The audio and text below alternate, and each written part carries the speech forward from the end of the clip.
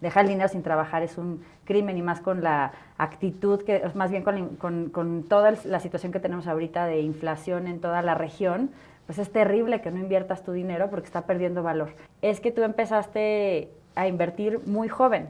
Sí. Y creo que tener esa curiosidad, o sea, yo ya lo veo mucho más, entre más chicas son las personas, más jóvenes son, veo más esta tendencia de sí interesarse en educación financiera. Y como no tenemos tanto esta cultura del ahorro, pues las personas que no se preparen, pues al final no vamos a ser solo un país de viejos, sino países de viejos y de pobres. Y al final vino una cadena de entrevistas y el primer tiraje del libro, que eran 5,000 ejemplares, se acabó en 3 semanas. Wow. Entonces, fue una locura ese año, y creo que reimprimieron 20 veces. Este es el prejuicio que tenemos todas las personas, que el dinero es como de cerdos capitalistas, como gente que es muy ambiciosa y se quiere aprovechar de los otros.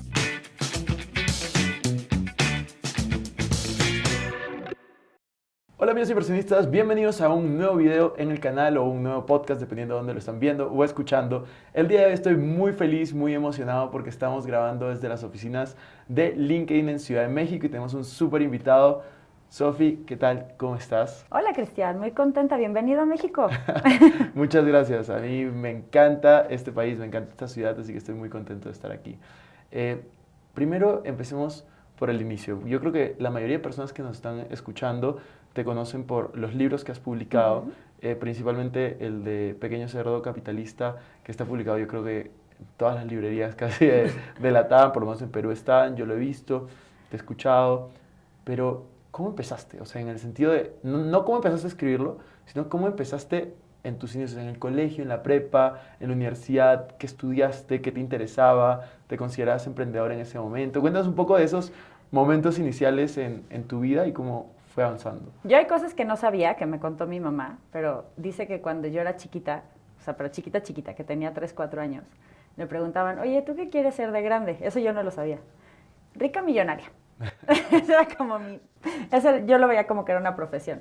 Y mi plan no era muy bueno para ser rica millonaria, porque yo decía que iba a ser bailarina en el día, afortunadamente en el día, porque si no hubiera sido muy grave, y en la noche maestra.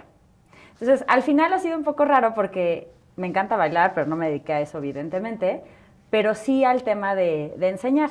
Y para mí el dinero siempre fue algo muy interesante. Cuando estaba muy chiquita, igual en la primaria, pues yo estaba en un colegio Montessori y la primera vez y única probablemente que mandaron llamar a mis papás fue porque pues no podía yo vender en la escuela y estaba vendiendo cosas, ¿no? O sea, de repente estaban en las actividades cada niñito y yo así abría mi mesita y les vendía las cosas. Yo nunca he sido coleccionar cosas.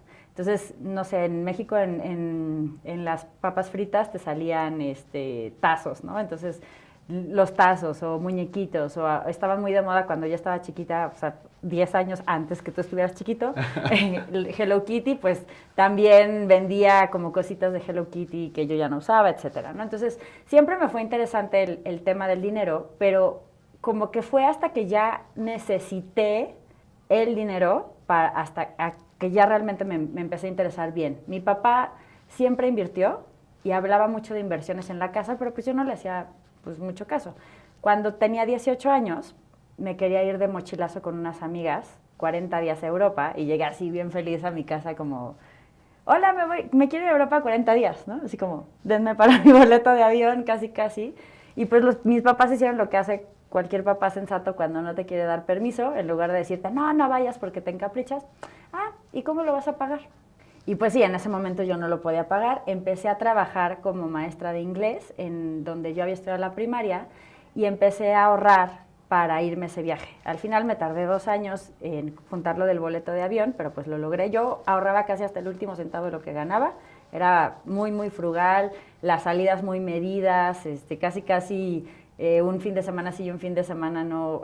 El otro fin de semana hacía cosas como más bien gratis para no gastarme el dinero y poderme ir al viaje. Y todo muy bien, hasta que regresé y me di cuenta que si ese dinero, en lugar de tenerlo en mi cuenta de banco, que lo tenía ahí dormidote, de ahí salió un post para mi blog que se llama No seas la bella durmiente del banco, porque dejar el dinero sin trabajar es un crimen, y más con la actitud, más bien con toda la situación que tenemos ahorita de inflación en toda la región, pues es terrible que no inviertas tu dinero porque está perdiendo valor.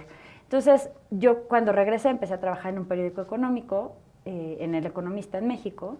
Y ahí me di cuenta que pues me mandaban a hacer algunos reportajes sobre fondos de inversión, en otros lugares se llama fondos mutuos, Claro. de pronto un poco sobre todo era todo sector financiero, ¿no? Lo que son las AFPs en Perú, pues las AFORES de México, ¿no? Muchos temas que tenían que ver con cómo podías poner a trabajar tu dinero en la parte del sector financiero. Y ahí dije, bueno, si yo este mismo dinero lo hubiera puesto a invertir ese tiempo, me hubiera ido con 300 euros más. Claro. Que cuando andas de mochilazo es la diferencia entre el cielo y la tierra, ¿no? O sea, puedes dormir en un hostal de 2 estrellas o de 2 cucarachas. O sea, como que puede cambiar mucho. Entonces, ahí empezó el tema de mi interés por las finanzas personales, o siempre he estado, pero digamos que ahí más en serio, cuando yo ya tenía una meta, cuando ya empecé a trabajar en medios. Yo soy periodista y por eso creo que a mí me gusta decirlo, porque soy periodista, después hice un MBA y un MBA bastante clavado en finanzas, pero la mayor parte de las cosas útiles que yo aprendí de finanzas personales las aprendí entrevistando personas, o sea, reporteando como periodista y leyendo en libros. Sí me ayudó, por supuesto, la maestría para cosas más técnicas, pero ¿por qué lo digo? Porque creo que cualquier persona puede aprender y no tiene que pensar que es un tema técnico, pero también al mismo tiempo no debemos de caer, o sea, sí tenemos que tener esta curiosidad de buscar fuentes muy buenas, de ir directo a la información si se puede, que eso es una disciplina del periodismo, digamos, porque pues también ahorita, a diferencia de cuando yo empecé, pues hay muchísima información. El reto ya no es encontrar la información, sino encontrar la información correcta. O sea, de hecho, algo que me gusta mucho que vi en un video reciente que hiciste, es que tú empezaste a invertir muy joven. Sí. Y creo que tener esa curiosidad, o sea, yo ya lo veo mucho más, entre más chicas son las personas, más jóvenes son, veo más esta tendencia de sí interesarse en educación financiera. Cuando yo empecé, la verdad es que era un tema como para economistas, súper obscuro, nada popular, ¿no? De hecho, ahora que lo mencionas, uno de los momentos que yo creo que a mí me impactó más financieramente hablando fue, yo hice un viaje de mochilero también en Europa, y justo el otro día me juntaba con un amigo. Mis mejores amigos de ese viaje en Europa eran mexicanos. Y me junté con un amigo y me decía, oye, ¿te acuerdas cuando nos quedamos en un hotel de 2 euros la noche cada uno? Y en Praga, que o sea, es relativamente barato. Entonces sí era algo posible hace 6, 7, 8 años que lo hicimos. Y yo me acuerdo que sí, y en ese momento a mí me gustaba como hacer las reservas porque intentaba ahorrar lo más posible. Ahora obviamente es otro el estilo de vida que tengo, pero en ese momento era así y era divertísimo porque veía cómo podía manejar mejor mi dinero con lo poco que tenía porque no estaba generando ingresos durante ese viaje.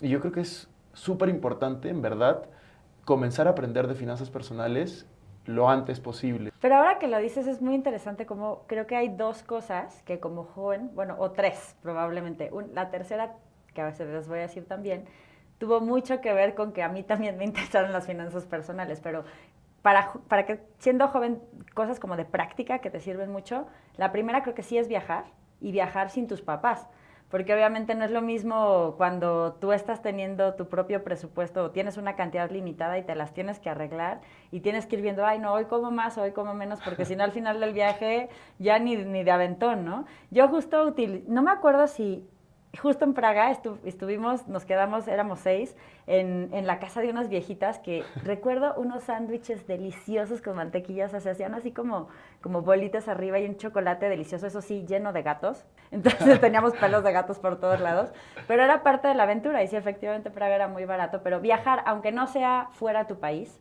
pero viajar con amigos a algún lado creo que es una buena práctica. A veces te puedes encontrar que tus amigos no son tan disciplinados o que te caían muy bien en la ciudad o en donde tú vivas, pero no te caen tan bien viajando, eso también puede pasar, pero creo que es un gran tema para administrarte. Y la otra es si por circunstancias de la vida vives en otra ciudad.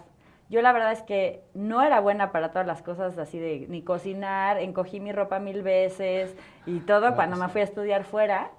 Y la tercera, pues también de pronto el tema de las parejas, ¿no? Yo empecé a ahorrar mucho o a administrarme mejor cuando quería comprarle regalitos a los novios. Y eso, pues sí, cada quien tiene, digamos que lo que comparten estas 3 cosas es que o son circunstancias de vida o son metas. Entonces, lo mejor que puedes hacer cuando eres joven es empezar a plantearte metas. Totalmente de acuerdo. Yo creo que la pregunta más importante que una persona se puede hacer, independientemente de qué edad está, es quién quiero ser y qué quiero lograr, o sea, qué me hace feliz, qué es el éxito para cada uno. Esas son preguntas que yo creo que cuando te planteas joven, y como bien tú decías al inicio, ¿no? Cuando tú eras pequeña, tu mamá te contaba de que tú querías ser, ¿cuál era la palabra? Rica millonaria. Rica Las millonaria. dos cosas. Entonces era como, yo también, cuando era pequeño, a mí me decían, ¿qué quieres ser de grande? Y yo decía, quiero ser millonario. Yo le decía a mis papás Y eso les lo mismo. asusta a muchos papás. Sí, O sea, yo puedo entender que sí hay que tener, digamos, la ambición por la ambición es muy mala, pero si el ser millonario viene acompañado de una contribución, no tendría por qué ser negativo. O sea, si además, o sea, tú eres millonario, para más puedes ayudar a otras personas a que también generen más, ya sea porque son tus socios de negocios, porque les estás enseñando habilidades que tú tienes o que necesitas, pues yo creo que ser millonario no tiene nada de malo. no, para mí el dinero es, o sea, yo justo el otro día en una conferencia lo compartía, para mí el dinero es una herramienta y ni la amo ni la odio, simplemente la utilizo para que fluya y construya lo que yo quiera. Y quiero volver a tu historia, nos contabas en el momento que tú estudiaste periodismo, ¿qué pasó luego de que estudiaste la carrera de periodismo? Ok, esto quizás es un poquito regresarme atrás, pero yo cuando estudié periodismo, la verdad es que al principio no yo quería estudiar otras cosas. Primero quería ser curadora de museos, pero pues después me di cuenta que quizás lo mío no era estar encerrada en un lugar, aunque me encantaba el arte, pues eso no era, ¿no? También en algún momento, como todos, quise ser cardióloga, ¿no? Es como en mi generación, no sé por qué mucha gente quiere estudiar eso, pero pues ni me gusta la sangre ni nada de que tenga que ver con medicina. Pero tuve una muy buena maestra que justo ya cuando entré a periodismo, digamos, cuando decidí estar en la parte de periodismo, una amiga, justo antes de tomar la decisión, me dijo, bueno, si no sabes qué estudiar, piensa en qué te gustaría, qué podrías hacer durante 8 horas todos los días de tu vida.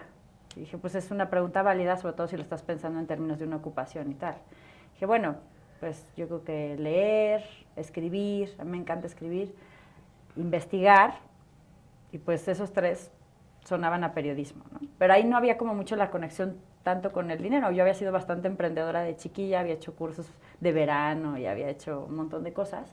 Tuve una maestra de teoría económica que justo el ejercicio era que nosotros viéramos cómo las noticias afectaban realmente nuestra vida, o sea, las noticias económicas.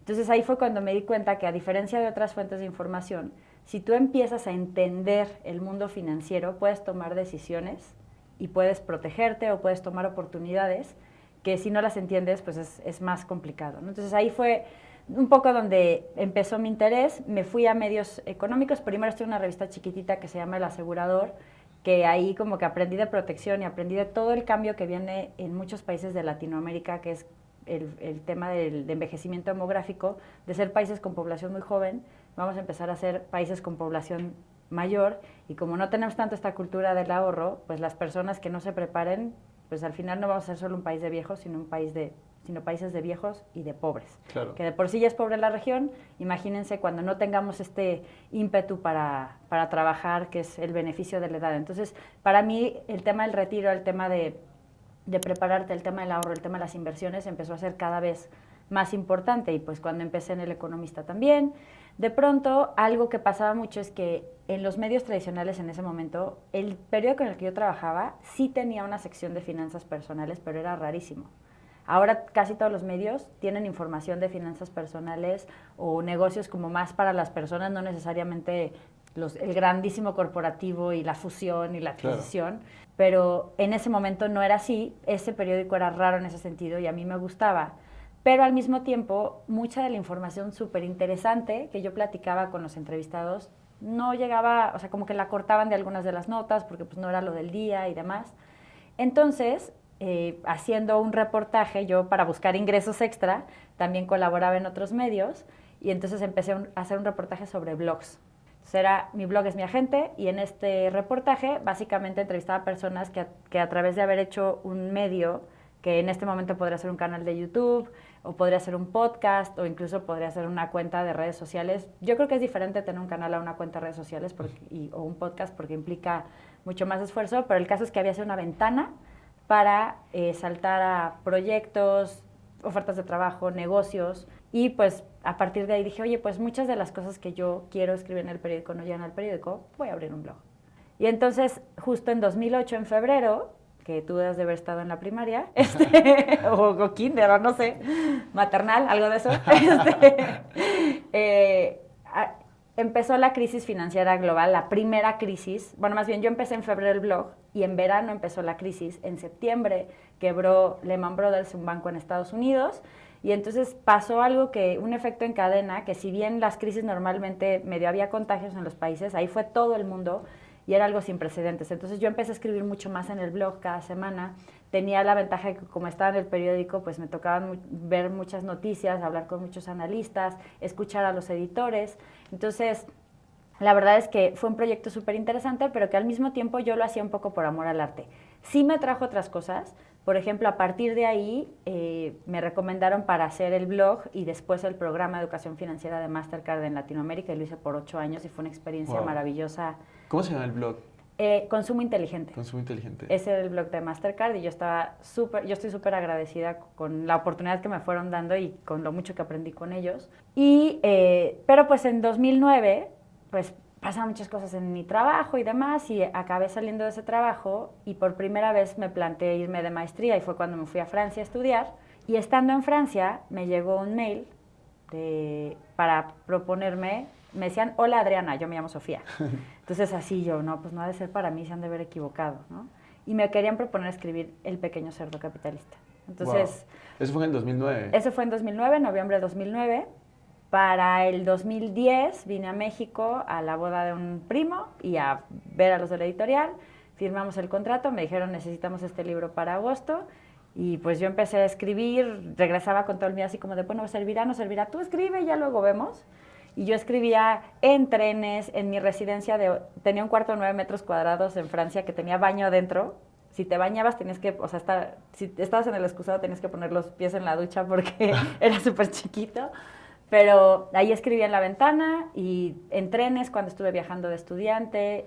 Viajando encontré algunas de las historias que me ayudaron a redondear mucho mejor el libro. De hecho, tuve un viaje de estudios a China y bueno, teníamos las clases, luego la parranda y yo llegaba a escribir. O sea, dormía 3 horas para poder acabar.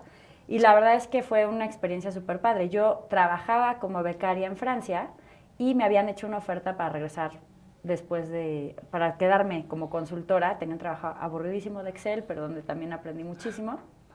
Era una especie de project manager. Pero pues llegué a México y fue una locura. Por una serie de lindas casualidades, un ex editor me llevó a una entrevista en radio. El periodista que me entrevistó en radio, Carlos Puch, pues era muy famoso y me ayudó muchísimo a que mucha gente se interesara en el libro. Luego me entrevistó para tele y al final vino una cadena de entrevistas y el primer tiraje del libro, que eran 5,000 ejemplares, se acabó en 3 semanas. Wow. Entonces fue una locura ese año y creo que reimprimieron 20 veces. Y después de ahí, pues han seguido los siguientes títulos, pero ahí fue cuando yo tuve la disyuntiva de ¿qué hago? Yo desde que llegué dije, bueno, le voy a apostar con mis inversiones, mis ahorros, lo que tengo, 6 meses a este proyecto y si jala, pues me sigo y si no, me vuelvo a emplear. Ajá. Entonces, en ese momento hacía el programa de educación financiera y me dedicaba también al tema de pequeño cerdo capitalista y pues al final esa apuesta despegó. De hecho, con los ingresos que yo tenía con lo de Mastercard, contraté a mi primera colaboradora y creo que eso fue una decisión valiente, pero al mismo tiempo tenía miedo, pero fue muy importante para crecer, porque tú no puedes ser una mujer orquesta que haga todo y tampoco tienes todos los talentos, ni tampoco tu día tiene 2,000 horas. Entonces, apalancarte a otras personas para poder crecer es importantísimo. A mí me parece súper interesante todo lo que estás contando de tu historia y el último aprendizaje de poder delegar y apalancarte. O sea, desde el 2010 tú tienes el primer libro de Pequeño Cerdo Capitalista. Sí, o sea, el primer libro, hay una versión que se hizo de 10 años justo en la pandemia, porque pues muchas cosas cambiaron. Claro. O sea, imagínate, ¿tú has comprado un CD en tu vida? ¿Un sí, disco compacto? Sí, he comprado. Pero que cuando estás en la primaria. Sí. No voy a hacer alguna tontería, pero si acaso, no sé, algo que hayas leído después del 2000. Pero bueno, ¿has comprado un CD en los últimos 12 meses? No. Bueno, había ejemplos de ahorro que tenían que ver con los CDs, pues obviamente eso ya no aplicaba, ¿no? Claro. O sea, ahora es el streaming, son otras cosas. También, o sea, algo muy chistoso es, Pequeño Cerdo Capitalista surgió exactamente en el mismo año que salió el paper de Bitcoin. Bitcoin, evidentemente, en 2008, pues no era nada relevante. Claro. De hecho, está toda la historia esta del chavo que compró pizzas con Sí. Bitcoin, que ahorita serían... Bueno, ahorita no porque ya se cayó, pero en su Serían- momento llegó a haber sido casi una casa, ¿no? Sí. Entonces, es muy interesante todo lo que ha cambiado el sistema financiero, todo lo que las crisis, una pandemia después, el mundo ha cambiado, ¿no? ¿Y cómo por se te eso. ocurrió el nombre? No se me ocurrió exactamente a mí. Estaba yo en una fiesta con una amiga y le estaba yo regañando. O sea, yo tenía, pues, no sé, 22 años o 21 y ella 20 probablemente. Y las dos estábamos estudiando periodismo, yo un año arriba que ella. Yo le decía, Alejandra, pero es que tienes que ahorrar. O sea, si ahorita estás haciendo prácticas, vives con tu mamá y no pagas renta y no te alcanza, pues ¿qué vas a hacer cuando realmente ya tengas que vivir tú sola, cuando tengas gastos más importantes y demás, ¿no? Entonces yo creo que ya cansada de mis regaños, me dijo, bueno, pero tú qué, o sea, ok, ahorras y luego qué haces con tu dinero.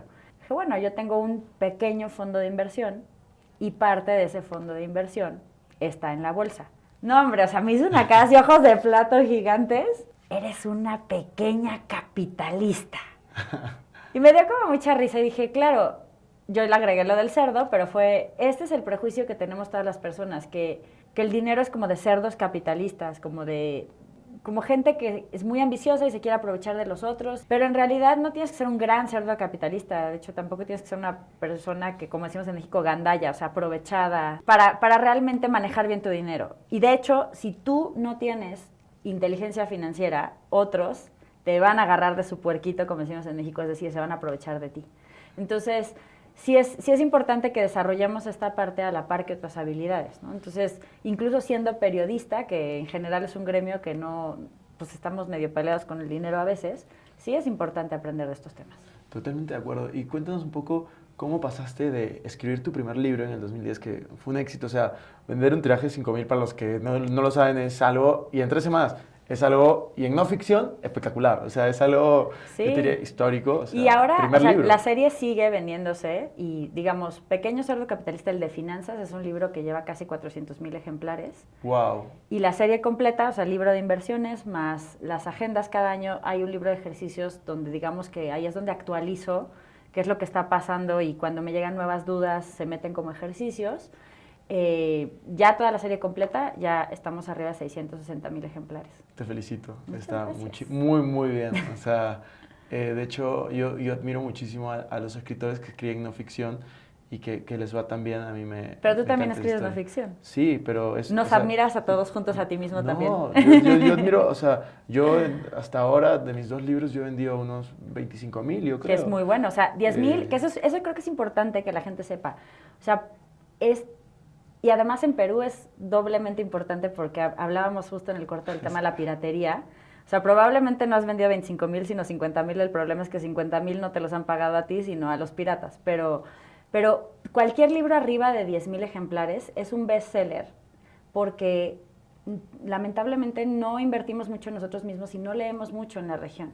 También hay un tema de que quizás el poder adquisitivo es más complicado, pero bueno, puedes leer en ebook, que es más barato, es 30% más barato, o puedes pedir prestado un libro, hay bibliotecas, ¿no? Pero el chiste es que 10,000 ya es un gran número. no, yo estoy feliz, pero cuando veo esos números, o sea, por ejemplo, yo el escritor que más admiro en español y que yo sí lo considero como un mentor en escritura es Camilo Cruz, que de hecho es el que escribió La Vaca, que La Vaca solamente ha vendido como 2, 3 millones de ejemplares. Wow. Es un libro de crecimiento personal y él ha escrito como 50 libros. O sea, es un crack y yo cuando me junto a él siempre también intento escuchar y aprender y contigo igual. O sea, me parece increíble lo que estás logrando. Hablando de finanzas personales y las personas que nos escuchan, tú tienes varios libros del tema. ¿Cuál crees que es has mencionado algunos durante esta entrevista, pero ¿cuál crees que son los principales o el principal problema respecto al dinero en la región, respecto a la mentalidad, la inteligencia financiera en la región? Digamos, el primero tiene que ver con las metas, porque como no tenemos metas y en todos los países hay una versión distinta de este refrán de que me quiten lo bailado nadie me lo quita, etcétera, vivimos muy en el presente y si tú no planeas el futuro, ¿cómo puedes tener un mejor futuro? Si no tienes un objetivo, es muy difícil que tú encauces tu dinero a algo productivo. ¡Qué flojera! ¿Para qué vamos a hacer presupuestos si no tenemos en qué ¿en qué queremos gastar ese dinero? ¿Para qué me voy a poner a comparar cuál es la mejor inversión para mi meta o para mi perfil si ni siquiera estoy pensando en qué quiero hacer dentro de 3 años o no tengo una meta que me implique más dinero? O sea, ¿por qué el mochilazo era importante para mí? Pues porque al final no me alcanzaba como estudiante para pagarlo, ¿no? Entonces tenía que esforzarme para llegar a ese objetivo. Ese creo que es el punto número 1, la falta de metas. El punto número 2 creo que tiene que ver con esta mentalidad de que o sea, que como que el ahorro y la inversión son tema de ingresos. Que si hoy no eres rico, no puedes invertir. Y la verdad es que yo empecé invirtiendo o sea, primero ahorrando mis cantidades. O sea, ahorita ya se puede invertir en toda Latinoamérica con cantidades muy bajas, pero cuando yo empecé, el mínimo para un fondo de inversión eran 250, no, ni siquiera un fondo de inversión, para un depósito a plazo bancario eran $250. Entonces, hasta que junté esos $250, pues ya tuve mi primera inversión y luego de ahí los $500 para los fondos mutuos. Ahora ya en México, por lo menos, ya con $5 puedes abrir una inversión. O sea, es impresionante el nivel de acceso que se puede tener. En Perú, incluso en las AFPs también lo puedes hacer a través de ETFs, lo puedes hacer de muchas maneras. Entonces, realmente esta idea de, como no tengo dinero no puedo invertir, es básicamente decirte, como soy pobre ahorita tengo que ser pobre toda la vida, y no es cierto. O sea, yo sé que hay muchos problemas en la región, no vamos a caer en el leganismo, pero si no rompemos también desde la forma individual este ciclo, es muy complicado que salgamos de ahí. Y la tercera es que si hay una visión todavía entre mágica y religiosa del dinero. La parte religiosa, como seguimos cargando con la culpa y con el reino de los cielos será de los pobres y demás, pues como que creemos que ser rico es muy malo. En la cultura protestante es al revés. O sea, si tú trabajas y ahora sí que estás bien con el Señor, quiere decir que por eso eres próspero, ¿no? O sea, entonces no tenemos por qué ser pobres para ser buenos, por un lado. Y por otro lado, la parte mágica es que siempre creemos que la riqueza se va a dar de forma mágica. Que alguien tiene el tip para hacerse millonario en una semana, que no nos quiere decir. Y la riqueza es un proceso.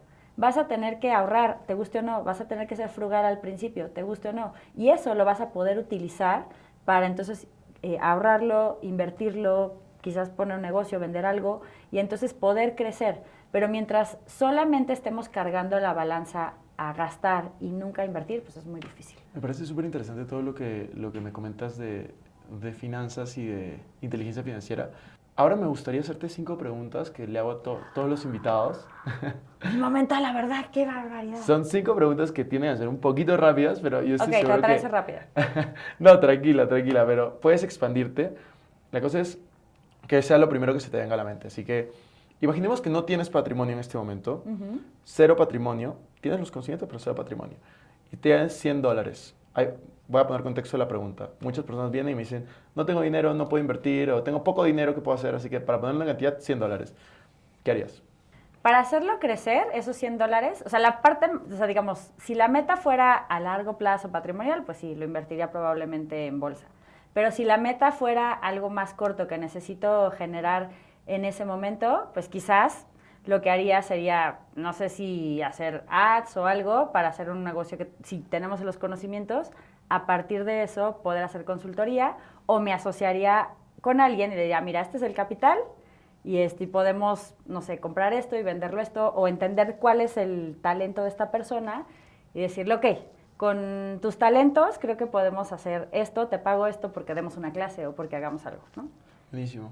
La segunda pregunta que tengo es, ¿qué libro es el que más veces has regalado o compartido? Aparte, obviamente, de los tuyos, que los recomendábamos. De hecho, aquí está uno de Pequeño Cerdo Capitalista, edición de inversiones. Ajá. Y estoy seguro que todos han visto la otra portada también, por lo menos en Perú. La verde está en todos lados, sí. Que es verde con blanco y un marco negro. Es como si fuera un dólar, más o menos. Exacto, lo hemos visto. Así que, aparte de tus libros, ¿qué libro te gusta muchísimo y has recomendado? No es financiero, o sea, uno no es financiero, pero me gusta mucho regalarlo, que es el libro de la paciencia. Es un libro que tiene que ver pues más con meditación y con cultivar la paciencia. Incluso si no eres budista, creo que todos necesitamos ser más pacientes, no solo para triunfar en el mundo, sino para ti mismo, para vivir bien, para que nadie te robe tu paz. Eso es importantísimo. Entonces, eso me encantó. Hay otro libro... ¿Cómo se llama? ¿Se llama La paciencia del libro? O... El libro de la paciencia, sí, tal ok. cual, y está en Ok. Amazon. Es de Alberto Atala. Y luego hay otro libro que ahorita no me acuerdo muy bien del autor, pero me encanta, se lo regalé a mi equipo varias veces, que es Liderazgo sin Ego. Entonces, para quienes tengan negocio y estén como que, oh, les está costando crecer, ese es un libro buenísimo. También me gusta muchísimo La ganancia es primero, de Mike Michalowicz. O sea, Mike Michalowicz, me gusta tanto ese autor que yo estuve molestando a mi editorial hasta que lo trajeron en español. Entonces, y yo le hice el prólogo. Entonces, la verdad, me parece muy valioso para todos los emprendedores que no se saben administrar. Y hay un libro que siento que es muy valioso en estas épocas, para los que son muy empáticos y son malísimos para negociar. Se llama No es personal, de Morita Jeripur. Qué chévere. Pero sí, en el canal de YouTube de Pequeño Cerdo Capitalista, yo soy súper lectora, entonces pueden ver los últimos libros que he leído y que me han gustado y por qué creo que les sirvan. Buenísimo. De hecho, esto no está dentro de las preguntas rápidas, pero me gustaría preguntarte cómo es tu hábito de la lectura. O sea, ahora que has recomendado varios libros, ¿tienes algún hábito de lectura? ¿Tienes alguna meta o simplemente cómo lo manejas? Trato de leer en las noches, Ujú. que es cuando es un poquito más fácil para mí. Tengo un bebito chiquito que pues me roba mucho, o sea, no me roba, pero más bien acapara mucho de mi tiempo, atención y demás. Entonces, había dejado de leer un poquito cuando él nació. Yo soy mucho de escuchar audiolibros cuando voy caminando o hago ejercicio y de leer en las noches. Ahorita estoy más leyendo en las noches, pero más bien solo escribo los libros que he leído en el año y eso de alguna forma te pica la cresta para decir, ay, ya tengo que acabar y voy a leer más y demás. Me encanta leer en electrónico, porque pues lo puedo llevar toda una biblioteca donde sea y además pues puedo tener varias opciones. Yo tengo un dispositivo de lectura electrónica, pero pues también tengo libros físicos. Buenísimo. La tercera pregunta que yo tengo es una frase que te guste mucho o que te la repitas constantemente. Siempre haz tu futuro más grande que tu pasado. Es de Dan Sullivan, de Strategic Coach. Me encanta. Qué bonita frase. Y cuarta pregunta, ¿cómo te gusta? Esta es más profunda, puedes expandirte si quieres. ¿Cómo te gustaría ser recordada? Como maestra, probablemente, porque a mí me gusta mucho enseñarle a la gente y creo que si a alguien le pude enseñar algo que le sirvió para hacer su vida más próspera y para que el dinero deje de ser un obstáculo en sus metas y sueños, ya. Excelente. Y la última pregunta, este podcast empezó llamándose, y bueno, todavía se llama así, se llama Invertir Joven. Y yo a todos mis invitados he ido cambiando de temática, tengo gente que hablo de crecimiento personal, de otros temas, pero a todos mis invitados les hago la misma pregunta al final. Y no vas a hacer la excepción, y es, ¿cómo inviertes tu dinero? En cuanto a cómo está conformado tu portafolio, en porcentajes obviamente. Cuéntanos lo más que puedas de eso. Pues la verdad es que yo empecé en la parte muy, muy, muy financiera, entonces, y bastante como que metiendo los piecitos al agua poquito a poquito. Entonces, en mi portafolio hay probablemente 40-30% que está en deuda, y parte de corto plazo y parte de largo plazo. Ahorita con las tasas tan altas. ¿Te pues refieres eso... tú prestando? No, deuda gubernamental tal cual, o sea, deuda CETES. para empresas, por ejemplo, CETES, por ejemplo, deuda de empresas o fondos a mediano plazo. Entonces, hay una parte que está en eso. Tengo una parte fuerte que está en... yo la verdad es que no invierto en acciones en directo porque no me da la vida. Entonces, está en fondos indizados y en ETFs que invierten tanto en la bolsa de Estados Unidos. Ya cada vez invierto menos en la bolsa mexicana porque pues muchos dicen que es un monedero porque pues es un mercado muy chiquito y eso probablemente sea un 30 o 40%. Tengo 2 inmuebles, entonces tengo también inversiones físicas en bienes raíces, pero también invierto en bienes raíces a través de crowdfunding inmobiliario. Tengo un poquito de crowdfunding en equity, o sea que en acciones de 2 empresas. Y he tenido algunas como inversiones más atípicas, por así decirlo, en negocios de amigos, ¿no? Tuve una startup que quebró, que afortunadamente en su momento no era una gran cantidad, porque pues para ser inversionista ángel también parte del tema es invierte poco dinero en cada uno de los activos, porque hay algunos que te van a salir muy mal. Entonces, pues esta startup era pues lo que pasa es que en su momento era una cantidad menor, pero probablemente eran como $10,000. Y esa, pues bueno, ni modo, me quedé con la lección, no con el capital, pero esos son el tipo de inversiones que tengo. La primera que hice, como te contaba, era un depósito a plazos y ahí empecé y a partir de ahí en fondos mutuos, que creo que es lo más fácil para una persona que inicia. Si estás en México, pues sí, CETES directo y quizás una plataforma, una casa de bolsa en línea regulada, eso es importante, pueden ser tus mejores opciones porque con el equivalente a $5 lo puedes abrir. Buenísimo. Esas son las preguntas que yo tenía, pero si quieres dar algún mensaje para cerrar este episodio, algo que se pueda llevar la persona que te esté escuchando y que le ha causado interés, las finanzas personales, la inteligencia financiera, obviamente leer tu libro de Pequeño Cerdo Capitalista, no sé, la cámara es tuya. Yo creo que al final el tema de las finanzas personales mucha gente le huye porque cree que es para tacaños, codos, como decimos en México. Pero en realidad, pues el tema de la riqueza es un proceso y si bien al principio vas a tener que ser muy frugal, esto pues te va a ayudar a construir mayores cosas. Y creo que la mejor lección es que no ajustes tus sueños a tus posibilidades, sino al revés, que busques cómo hacer cada vez más grandes tus posibilidades para cumplir cualquier sueño que tengas y que el dinero no sea un obstáculo. Muchas gracias.